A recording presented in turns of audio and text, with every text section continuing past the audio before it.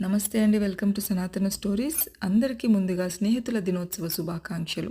ఈరోజు మనం ఈ ప్రపంచంలోని అతి గొప్ప స్నేహబంధమైన కృష్ణ కుచేలుల స్నేహబంధం గురించి ఒక కథ తెలుసుకోబోతున్నాం. అలాగే కుచేలుని అసలు పేరేంటో కూడా తెలుపబోతున్నాను.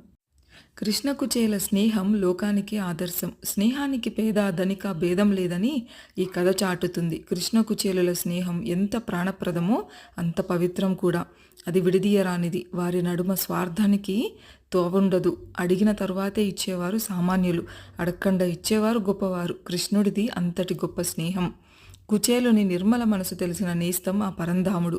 సాందీప మహర్షి వద్ద బాల్యమిత్రులుగా విద్య నేర్చుకొని గురువుకు గొప్ప పేరు తేవడమే కాక స్నేహానికి వన్నె తెచ్చారు కృష్ణ కుచేలులు.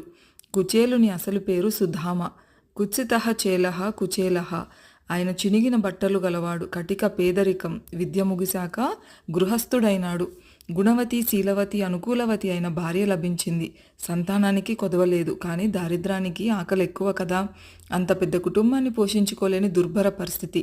కాలం ఎంత పరీక్ష పెట్టినా గోవిందనామ స్మరణ మాత్రం కుచేలుడు మానలేదు. ఒకానొక సంక్లిష్ట పరిస్థితులలో కుచేలునితో భార్య, మీ బాల్యమిత్రుడైన శ్రీకృష్ణుని దర్శనానికి వెళ్ళండి అని ప్రాధేయపూర్వకంగా సూచిస్తుంది. అప్పుడు మన దారిద్ర్యం తొలగే మార్గం లభించవచ్చు అన్నది ఎంతో ఆశగా. కుచేలుడు చిన్ననాటి మిత్రుని కంటి నిండా చూసుకోవచ్చు అన్న ఆనందంతో భార్య మాటను కాదనలేకపోయాడు. ఆ తక్షణమే కొన్ని అటుకులు భర్త కండువా కొసకు కట్టించింది. కృష్ణ నామస్మరణతోనే కృష్ణుని భవనంలోకి ప్రవేశిస్తాడు. ద్వారపాలికలు తనను లోపలికి వెళ్ళనిస్తారో లేదోనని అనుమానపడుతుండగా అనుకున్నంతా జరిగింది. అక్కడి వారు అడ్డుకున్నారు. ఎలా తెలిసిందో ఏమో, స్వయంగా కృష్ణుడే అక్కడికి వచ్చి స్వయంగా కుచేలుని తోడుకొని వెళ్తాడు. తన్మయత్వంతో కౌగిలించుకుంటాడు. తన మృదు తల్పంపై కూర్చోపెట్టుకుంటాడు. రుక్మిణి సమేతంగా బాల్యమిత్రుడైన ఆ నిరుపేద బ్రాహ్మణునికి అర్ఘ్య పాద్యాలతో కాళ్ళు కడుగుతాడు. నమోస్తనంతాయ సహస్రమూర్తయే సహస్ర పాదాక్షి శిరోరు బాహవే అంటూ ఆ నీటిని కృష్ణ దంపతులిద్దరూ తమ శిరస్సులపై చల్లుకుంటారు. అతిథి పూజ చేస్తారు. షడ్రసోపేతమైన భోజనం వడ్డిస్తారు. కృష్ణుడిని చూసిన ఆనందంలో కుచేలుడు వచ్చిన పని మర్చిపోయి ఆనందంతో ఉబ్బి తప్పిపోతూ ఉంటాడు. నోట మాటలు రానంత తన్మయత్వంలో మునిగిపోయాడు.